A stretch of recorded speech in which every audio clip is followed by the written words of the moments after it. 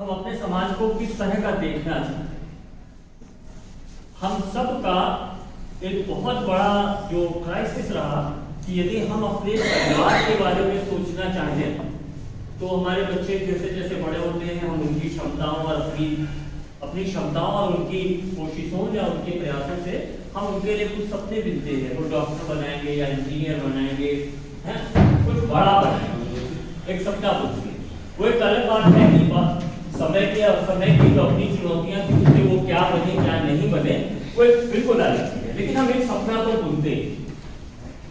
तमाम कारणों से हम में से बहुत सारे लोग उस सपने को पूरा नहीं भी कर पाते। इसी तरह आप युवा लोग हैं बहुत बड़ी तादाद से। अभी जब आप लोग परिचय दे रहे थे तो मेरे दिमाग में एक चीज बार क्लिक कर रही थी और शायद मैं उसमें गलत भी हो सकता हूं, लेकिन जो मेजॉरिटी में मैं देख रहा था कि शायद आप में से 95% ऐसे लोग हैं, वो ऐसे लोग हैं जो कुछ होना चाहते थे उस दिशा में है ही नहीं। उन्होंने जो सपने देखे होंगे शायद उन सपनों के प्रति इतने निराश रहे कि अब जहां पे हैं बस उस जगह किसी तरह बने रहें, यही सबसे बड़ी चुनौती। क्या मैं गलत बोल रहा हूं या अगर कोई इसे सुधारना चाहे तो सुधार सकता है?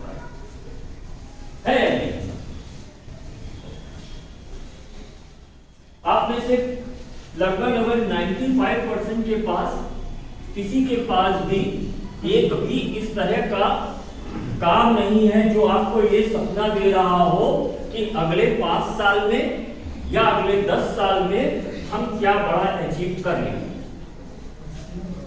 है? ये एक बस्ती है, ना करके तो मान के चलिए कम से कम 60 से 70 साल पुरानी ही बस्ती होगी, तकरीबन आजादी के बाद से ही बसी होगी। 75 साल के बाद भी इस बस्ती की इस हालत को देख करके आप सोच सकते हैं कि यहाँ के सपने कैसे हैं। सवाल यह है कि क्या हम लोग वाकई ये मान लें कि इसको बदला नहीं जा सकता, या हमारा यही सच है, इसी सच के साथ हम जिए कि बचपन में हमारे माँ बाप ने सपने देखे, जब हम बड़े हो रहे थे तो हमने सपने देखे, एक उम्र में एक ऐसे मुकाम में पहुंचे जहां हमारे ऊपर परिवार की जिम्मेदारियां वगैरह वगैरह आई और उस स्थिति में हमने ये पाया बस किसी तरह परिवार चलाने के लायक की अगर व्यवस्था हो जाए तो बहुत है। अगर आप लोगों को पूरी छूट है, मेरे को किसी भी जगह से टोक करके मेरी बात को करेक्ट कर सकते हैं, क्योंकि बिल्कुल भाषण देने नहीं आए। सवाल यह है कि क्या यही हमारा सच है, या बावजूद सूचना क्रांति के इस दौर में जब हम सेकंड्स के अंदर, मैं अपना नाम बताऊंगा, 3 सेकंड के अंदर आप तुरंत गूगल में मेरा नाम टाइप करके मेरे बारे में सब जाए, जब सूचना इतनी तेजी से दौड़ रही हो तो बहुत सारी सूचनाएं जिनका सीधे सीधे आपकी जिंदगी से, आपके परिवार से, आपके समाज से सीधे सीधे संबंध, वो सूचनाएं आप तक क्यों नहीं पहुंची? ये बहुत बड़ा सवाल।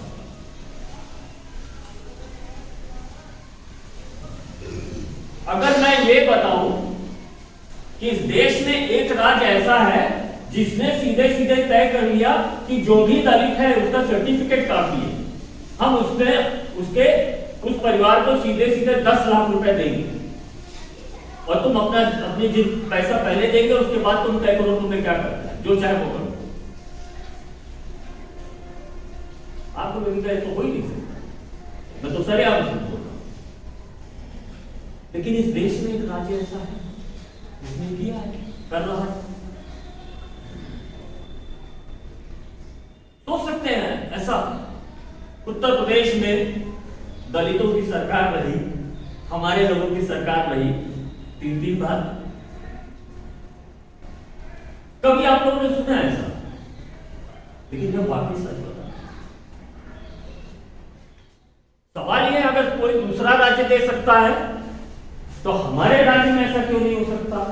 और अगर वो राज्य दे रहा तय है उस संविधान की कहीं न कहीं कोई ऐसी व्यवस्था थी जिस आर्टिकल का जिक्र अभी कैप्टन साहब कर रहे थे, वो कहीं ना कहीं वहीं से निकल करके आया। सरकार दे रही है ना, वो सरकार सिर्फ 10-10 लाख रुपया ही नहीं दे रही।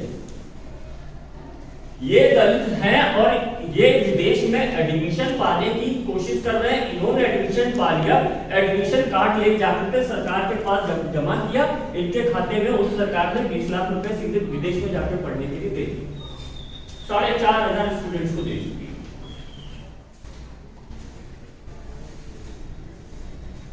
अब आप बता दीजिए, आप लोग का गूगल बाबा बड़ा है या मैं? आप लोगों को तो इससे पहले मालूम ही नहीं था। तो दोस्तों, मैं कहना ये चाह रहा हूं कि तमाम सारी चीजें हमारे चारों तरफ है, जिसके आधार पे हम अपने समाज के लिए, अपने परिवार के लिए और खुद अपने लिए एक बेहतर सपना बिता सकते हैं और उसको सच में बदल भी सकते हैं। लेकिन उसकी परेशानी हमारे कहां आती है? आखिर क्यों है कि हम कुछ बड़ा देखने सोचने के लिए तैयार नहीं होते? क्योंकि हम कुछ बड़ा सोच नहीं पा रहे होते हैं। हम अपने चारों तरफ की चीजों से इतने घिरे रहते हैं कि हम दीवार के उस पार जो हमारे लिए बेहतर भविष्य हो सकता है, हमारे लिए या हमारे परिवार के लिए या हमारे समाज के लिए, हम उसके दीवार के उस पार के लिए तैयार नहीं, क्योंकि हमें किसी ने बताया है और तय हमने भी कोशिश की। जब उसके कारणों में आप जाएंगे तो जानते हैं सबसे बड़ी बात क्या है? एक टर्म है लाइवलीहुड, जीवन यापन। ये लाइवलीहुड ने पिछले 75 साल में हम लोगों को इस कदर तबाह किया है और सरकारों ने एक बहुत बड़ी साजिश हमारे साथ, सरकारों ने साजिश की कि क्या है, सरकारों ने यह तय कर लिया कि सरकारी स्कूल की शिक्षा, सरकारी अस्पताल का इलाज, सरकारी स्लम के जगह पे तुम्हारे लिए 200 स्क्वायर फीट का घर, खुद तुम्हारे लिए इतना ही है, राशन की दुकान से सस्ता चावल दाल अनाज। ये है आपका कुल सपना। आपकी जिम्मेदारी यह है कि इस देश के जो 1% लोग हैं, आपको सिर्फ उनकी सेवा में रहना।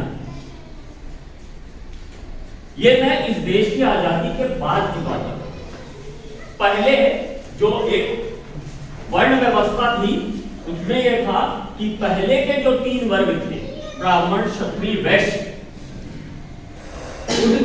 उनकी सेवा के लिए बाकी सब थे, पूरा का पूरा शूद्र वर्ग, जिसको आप लोग 85%। लेकिन वही ब्राह्मणवाद नए सिरे से एक नया चेहरा लेकर के हमारे ऊपर हावी हो गया। संविधान लागू हो गया, उसी संविधान से निकाल के लिया 1 से 5% लोगों की सेवा के लिए हम सब लोग हैं।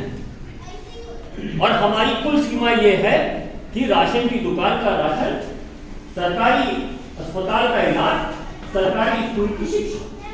बस हमारे लोग शुरू करते हैं बहुत बड़े सपनों के साथ और अंत में 5वीं में अटकते हैं या 8वीं में अटकते हैं या 10वीं में अटकते हैं और 12वीं में मुंह के बल गिर जाते हैं। कुछ होते हैं जो खेती रगड़ करके आगे बढ़ते हैं। क्या ये सच नहीं है हमारे समाज? देखिए, मैं संवाद करने आया। अगर आपके दिमाग में 1% भी कोई भी चीज आ रही है, पूरी छूट है और आप बड़ा अच्छा लगेगा कि आप लोग मुझे टोकते हो। जानते क्या है सबसे बड़ी बात, क्या है परेशानी हमारी? हम सब लोग वो लोग हैं जिनके पास क्यों शब्द नहीं। सबसे बड़े स्लेव लोग हैं, गुलाम लोग। मैंने पहले बोला ना, मैं तो प्रोफेशनल हूं। मैं इंटरनेशनल एजेंसीज के लिए कंसल्टेंसी करता हूं, मैं वर्कशॉप करता हूं। मुझे 10 या 10,000 के सामने खड़ा कर दीजिए, 1 लाख के सामने खड़ा कर दीजिए, मैं तो आराम से बोल लूंगा। लेकिन आप लोग देखिए, आप 50 लोगों में से कोई नहीं, क्योंकि किसी के पास क्यों नहीं आ रहे हैं। मैं सिर्फ आप लोगों को यही बता रहा कि दरअसल है क्या, हम लोगों ने सपने नहीं देखे। तो दोस्तों क्या है, आप लोगों से अगर मैं पूछूं कि आप लोग कोई काम करना चाहते हैं, आप कहेंगे हाँ हाँ करना चाहते हैं, हम तो आए इसलिए। हम पूछें क्यों नहीं कर पा रहे, आप कहेंगे हमारे पास पैसा ही नहीं। सिंपल जवाब है ना, ये एक सिंपल जवाब है ना। लेकिन सच यह है कि आप सब अपने आप से झूठ बोलते हैं। परेशानी यह है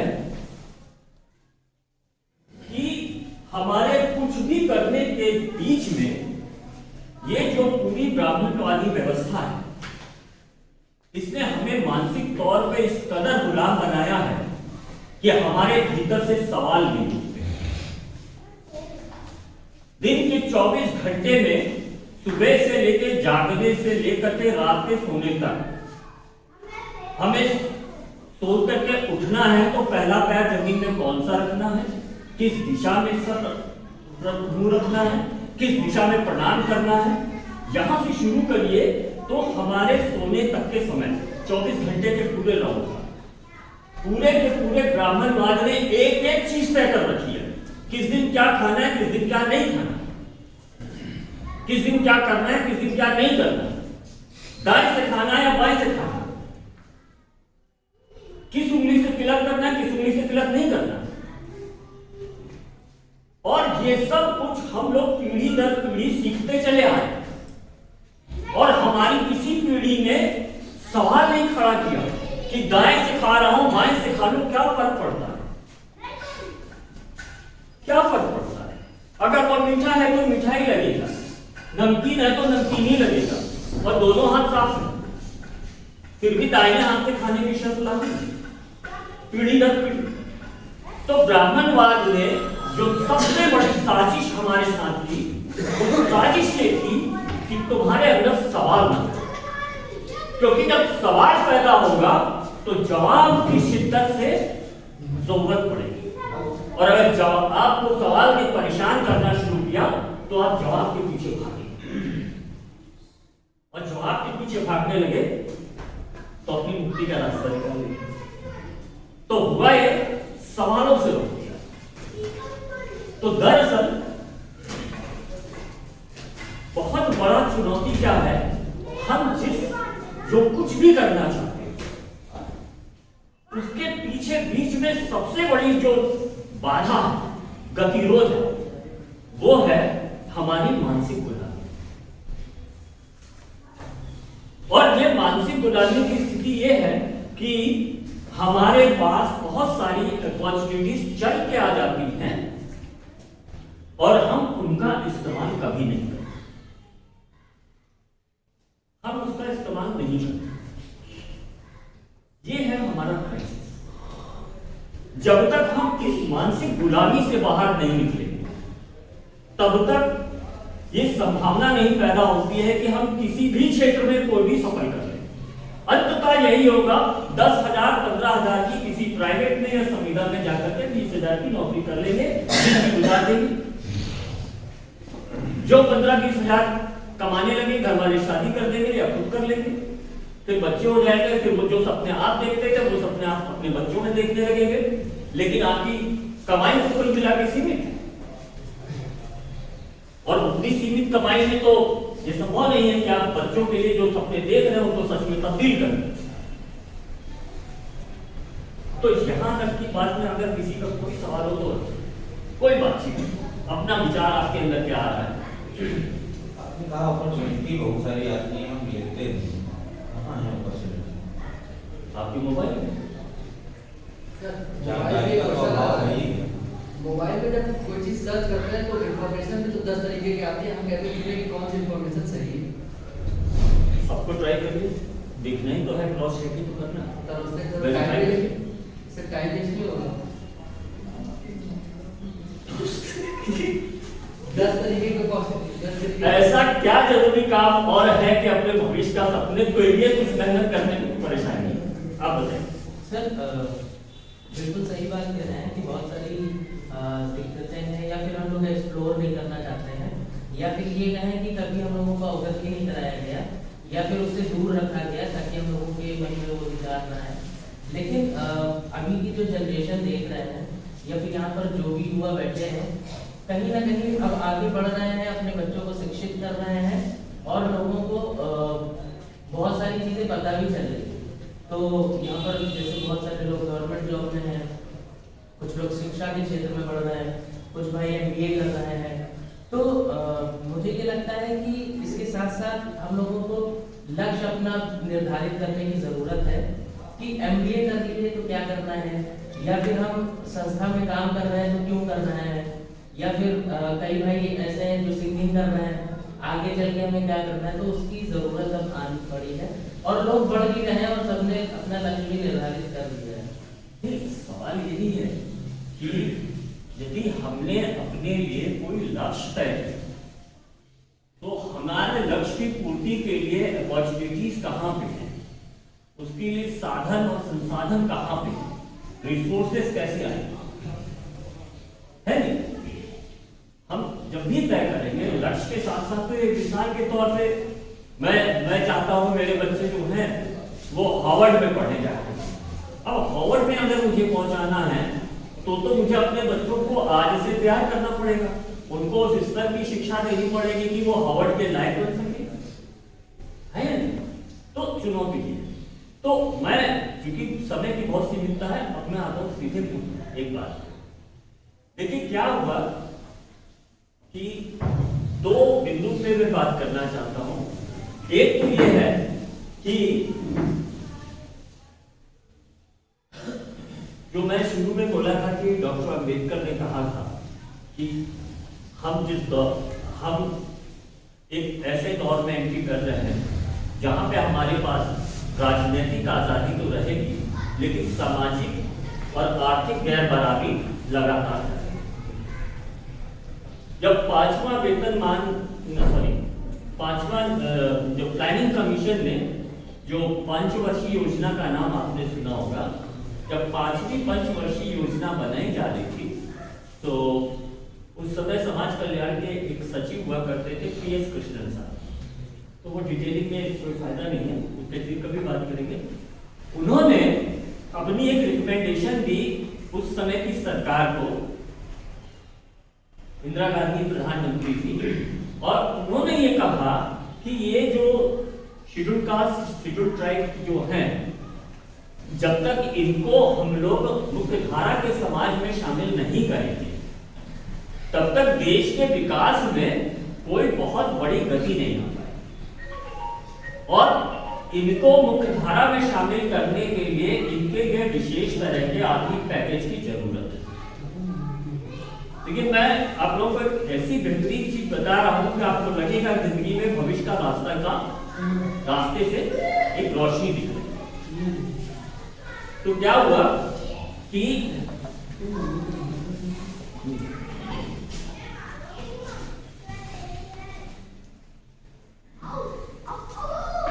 कृष्ण साहब ने इंदिरा गांधी को कन्विंस किया कि देखिए जब तक हम इनके लिए विशेष तरह का कोई आर्थिक पैकेज नहीं बनाएंगे और एक ऐसा पैकेज बनाए जिसमें इनके विकास का एक टोटल विकास का रास्ता हो, तब तक ये समाज विकास नहीं कर पाए। तो होगा क्या, एक बड़ी आबादी देश के विकास की प्रक्रिया से बिल्कुल बाहर रहेगी, और वो बाहर रहेगी तो देश के विकास में अपना योगदान भी नहीं कर पाएगी। नतीजा देश भी तेजी से विकास नहीं करेगा। और इस प्रक्रिया में इंदिरा गांधी ने संसद से एक योजना पास की।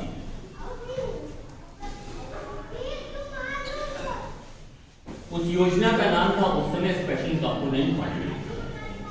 मैं बहुत धीरे धीरे बोल रहा हूं, मतलब मेरी बात तो समझ में आ जा रही है आप लोगों को?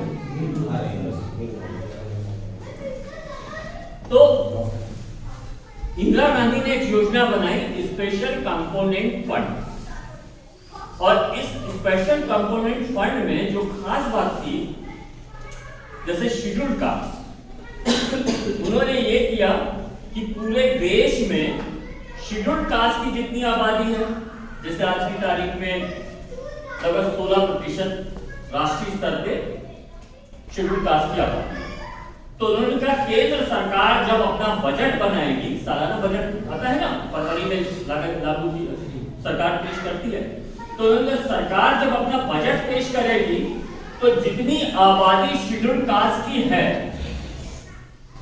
उतना पैसा सरकार निकाल के अलग रखेगी। मतलब अगर केंद्र सरकार का बजट 100 रुपए का है तो 16 रुपए निकाल के सरकार बिल्कुल अलग रखेगी। इस 16 रुपए का इस्तेमाल क्या होगा? इस 16 रुपए का इस्तेमाल होगा किसी शेड्यूल कास्ट व्यक्ति या शेड्यूल कास्ट परिवार या शेड्यूल कास्ट बस्ती, इनके विकास के लिए खर्च। दूसरी जो बड़ी बात थी इसमें कि इसके लिए खास बात ये थी कि सरकार अपने स्तर से इनके विकास के लिए योजनाएं बनाएगी, और दूसरी बड़ी बात ये थी कि ये लोग अपनी जरूरत के हिसाब से अपनी योजना बना करके सरकार से कह सकते हैं कि इस शेड्यूल स्पेशल कंपोनेंट फंड से ये हमारे लिए ये काम करते हैं। मिसाल के तौर पे ये जो सेटअप है, अगर यहाँ ये सोचा जाए कि यहाँ पे एक लाइब्रेरी बनानी है, इस बस्ती के लोग चाहे कि हमें यहाँ एक लाइब्रेरी बनानी है, एक कंप्यूटर सेंटर चाहिए, तो ये लोग शेड्यूल कास्ट सप्लाई के तहत समाज कल्याण विभाग के पास कह सकते हैं कि हमें ये चीजें इस पैसे से करके दे। तो मतलब सरकार भी योजना बना सकती है और हम लोग भी सीधे मांग सकते हैं। 1979 में ये पास हुआ, टिल 2004 लगभग 22-25 साल तक इस योजना की जानकारी किसी को नहीं थी। लेकिन ब्यूरोक्रेसी तो ब्यूरोक्रेसी होती है, राजनीतिक तंत्र तो राजनीतिक तंत्र होता है। उन्होंने बहुत चालाकी से क्या किया, क्योंकि एक योजना थी, एक कानून नहीं था कि सरकार कंपेल्ड हो जाए कि दलितों की राष्ट्रीय स्तर पे 16% आबादी है तो 16% एलोकेट करो। उत्तर प्रदेश में अनुसूचित जाति की आबादी लगभग 23%। इस 23% का मतलब समझिए कि उत्तर प्रदेश सरकार का जब बजट पास होगा तो अपने, अगर वो 100 रुपए का बजट है तो 23 रुपए निकाल के वो अलग रख देंगे। ये 23 रुपए में से आप सीधे सीधे पैसा मांग सकते हैं कि मेरी ये जरूरत है, मुझे इस चीज के लिए पैसा दे, मेरे परिवार की ये जरूरत है, मुझे इसके लिए पैसा दे, मेरे समाज के लिए ये चीज की जरूरत है, ये करनी। लेकिन पहले 25 साल तक किसी ने भी मतलब शेड्यूल कास्ट, शेड्यूल ट्राइब्स को पता ही नहीं चला। नतीजा क्या हुआ, कहां तो केंद्र सरकार के स्तर पे 23% पैसा, 16% पैसा सरकार को एलोकेट करना चाहिए, लेकिन सरकार को लगा, सरकार ने क्या किया, योजनाएं बनाई, उस योजनाओं में जितने पैसे की जरूरत है 2%, 4%, 3%, 5%, जितना पैसा चाहिए उतने पैसा उन्होंने एलोकेट करके दे दिया। सरकार ने स्पेशल कंपोनेंट फंड के खाते में लेकिन पैसा लगातार एलोकेट। चलो भाई, नहीं 16% हुआ, 5% हुआ है। इस 5% पैसे का इस्तेमाल भी सरकारों ने कभी पूरा ठीक से किया ही नहीं। या तो वो पैसा हर साल 31 मार्च को लैप्स हो जाता था, या कहीं अकाल पड़ गया, कहीं बाढ़ आ गई, या सड़कें बनाई गई, उसमें उस पैसे का इस्तेमाल हो गया। बोला इसलिए जिससे दलित भी प्रभावित होते थे, शेड्यूल कास्ट, शेड्यूल ट्राइब भी प्रभावित हो रहे थे, इसलिए पैसा यहाँ बंदरबाट हो गया। 2004 में पहली बार दलित संगठनों ने इस मुद्दे को उठाया। मैं ये हिस्टोरिकल बैकग्राउंड इसलिए बता रहा हूं, मैं चाहूं तो इसको सीधे सीधे ला करके बता सकता हूं, लेकिन इसके ऐतिहासिक पक्ष से अगर आप लोग वाकिफ रहेंगे तो ये सारी चीजों का आप अपने लिए कैसे इस्तेमाल कर सकते हैं, अपने समाज के लिए कैसे कर सकते हैं, ये आपको समझना है नहीं? तो क्या रहा कि 2004 से तमाम दलित सामाजिक संगठनों को, आंदोलन के लोगों को कहीं से जानकारी मिली, उन्होंने खोजबीन की, उन्होंने लड़ना शुरू किया। पता चला स्पेशल कंपोनेंट फंड का पैसा है, इसको कोई भी SC ST का व्यक्ति या परिवार या समुदाय अपने लिए सरकार से बोल सकता है कि हमें ये चाहिए, दे दो। लेकिन आप सोचिए, since 79 till 2024, बल्कि इधर पिछले 3 साल से कुछ हुआ है, वो भी मैं आपको वो भी बताऊंगा, लेकिन 2022 तक किसी भी दलित समुदाय के व्यक्ति ने या समाज ने या समुदाय ने सरकार से अपनी तरफ से कुछ भी नहीं मांगा कि भाई ये हमारा पैसा है, इसमें से हमें ये खरीद के दे दो या ये बना के दे दो। कहीं नहीं। इक्का दुक्का उदाहरण है। अभी जिस बात कर रहा था आपसे कानपुर की, वो उसी स्पेशल कंपोनेंट फंड का पैसा। तो क्या रहा कि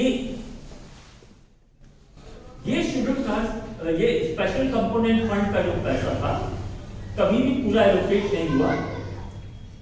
इसकी खास बात ये थी, केंद्र सरकार भी राष्ट्रीय स्तर पे SC ST की जितनी आबादी है उतना पैसा एलोकेट करेगी, राज्य सरकारें भी इसको एलोकेट करेगी।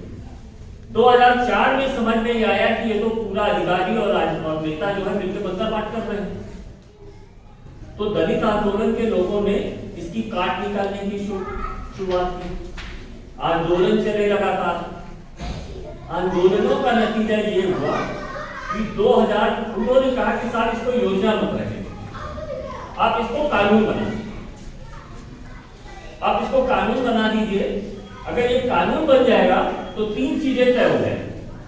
पहला, SC ST की राष्ट्रीय स्तर पे या राज्यों में जितनी आबादी है सरकार बाध्य है उतना पैसा एलोकेट करके अलग कर देगी। दूसरा, सरकार बाध्य रहेगी कानून के तहत कि पूरा पैसा 1 साल के अंदर 31 मार्च के पहले खर्च करना।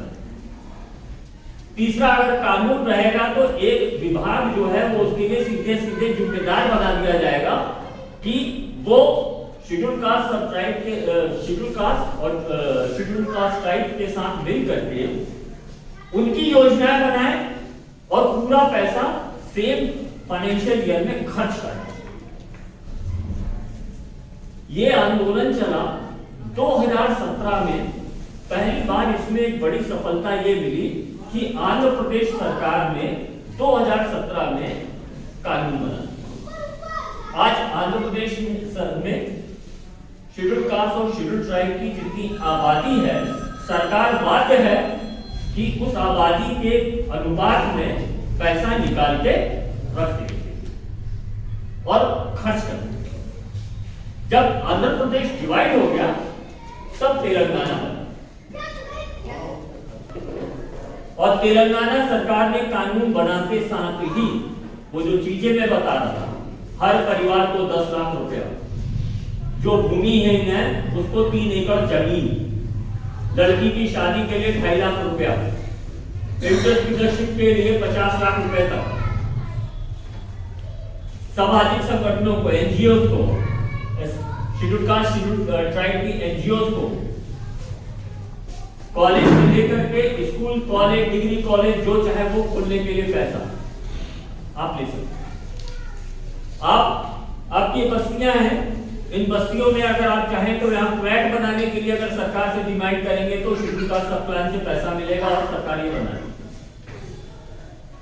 आप अगर अलग से सरकार के पीछे पड़ेंगे कि हमारे लोग, इतने लोग इस शहर में, हमारे समाज के इतने लोग आवासहीन हैं, उनके घर नहीं है, हमको ऐसे ऐसे फ्लैट बना करके सरकार दे, तो शेड्यूल कास्ट सब प्लान में ये संभावना है।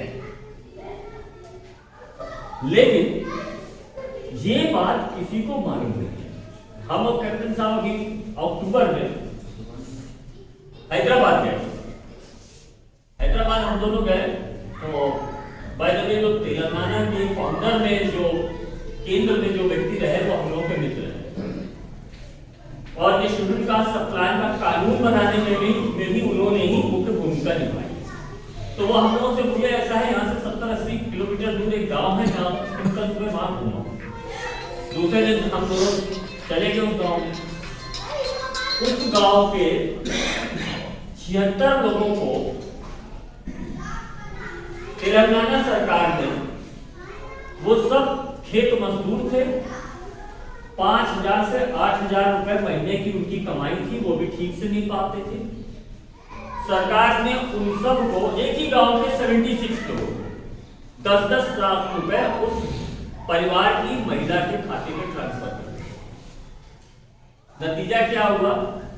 किसी ने टैक्सी खरीदी, एक व्यक्ति हमने पूछा जिसने टैक्सी खरीदी थी, बोला पहले 24 घंटे गाड़ी के टैक्सी के साथ रहना पड़ता था और 15,000 रुपए तनख्वाह थी। आज मेरी अपनी टैक्सी है, इंस्टॉलमेंट जमा करने के बाद भी मेरे पास 30-35 हजार रुपए बच जाता है। किसी ने पोल्ट्री फार्म खोल लिया गांव में, फोटो है हमारे पास, जो लाइन से जेसीबी खड़े हैं, ट्रैक्टर खड़े 10, और वो किनके हैं? उसी पैसे से जो 10-10 लाख रुपए मिला, किसी ने जेसीबी खरीद ली, किसी ने ट्रैक्टर खरीद लिए, किसी ने कुछ और मशीनरी खरीद ली, किसी ने पोल्ट्री फार्म डाल लिया, किसी ने पोल्ट्री डाल ली, बकरी पालन का पूरा प्लांट लगा दिया। अब जिससे भी मैंने पूछा उसने बताया, जैसे पोल्ट्री फार्म वाले से मैंने पूछा तो उसने कहा 45 दिन में कंपनियों के साथ टाई अप करा दिया है, जो गांव का सचिव होता है उसकी जिम्मेदारी है। तो क्या है, वो आती है, चूजे लेके जाती है कंपनी की गाड़ी पोल्ट्री फार्म में, 45 दिन बाद लेने आती है, 6 रुपए पर केजी के हिसाब से रेट लेकर के लेके चली जाती है। बोला हर बार आपको 30 से 35 हजार रुपए हमारी कमाई हो जाती, सारे खर्चे भी। तो यदि तेलंगाना में हो सकता है तो हमारे साथ क्यों नहीं? लेकिन उसके लिए तो तेलंगाना के लोग लड़े थे, हम लोग तक तो अभी सूचना भी नहीं पहुंची, हम लोग तक तो सूचना भी नहीं पहुंची। तो शेड्यूल कास्ट सप्लाई एक ऐसा प्लान है, शेड्यूल कास्ट सप्लाई इसलिए कह रहा हूं, इंदिरा गांधी ने बनाया था स्पेशल कंपोनेंट फंड योजना का नाम। 2014 में जब बीजेपी की सरकार आई तो बीजेपी की सरकार ने इस योजना के 2 हिस्से कर दिए। एक का नाम रख दिया शेड्यूल कास्ट सब प्लान और दूसरे का नाम रख दिया ट्राइबल सब प्लान, मतलब ट्राइबल्स के लिए अलग। यूपी में ट्राइबल्स की आबादी बहुत कम है, लगभग 1% से भी कम है, तो वो बहुत भागपूर्ण नहीं रह जाता है, लेकिन 23% आप सोचिए लगभग 5.5 लाख करोड़ का यूपी गवर्नमेंट का बजट था, 5.5 लाख करोड़ का पिछला बजट। केंद्र सरकार का 45 लाख करोड़ का था। 45 लाख करोड़ से आप 15-16% पैसा निकालिए, यूपी गवर्नमेंट के 5.5 लाख करोड़ से आप अपना 23% पैसा निकालिए, कितना ज्यादा हो जाता है। लेकिन है क्या, हमारे अंदर की जो गुलाम मानसिकता, जो स्लेव माइंडसेट, जो हमको कुछ भी बहुत बड़ा करने सोचने के लिए तैयार नहीं होने देता। जब भी हम सोचते हैं, ऐसा नहीं सोचते नहीं, लेकिन ये तो तमाम बाधाएं और गतिरोध है कि पैसा नहीं है, संसाधन नहीं है, सूचना नहीं है, ये जो जितने गतिरोध हैं ये हम खुद बना देते हैं और हम मान लेते हैं कि अंत में हम इसे नहीं करता। तो मैं ये कह रहा हूं शेड्यूल कास्ट सप्लाई एक ऐसी योजना है जिससे आप अपने समुदाय के लिए, अपने परिवार के लिए और खुद के लिए एक बेहतर जिंदगी। तो ये तो रहा शेड्यूल कास्ट सप्लाई जिसके बारे में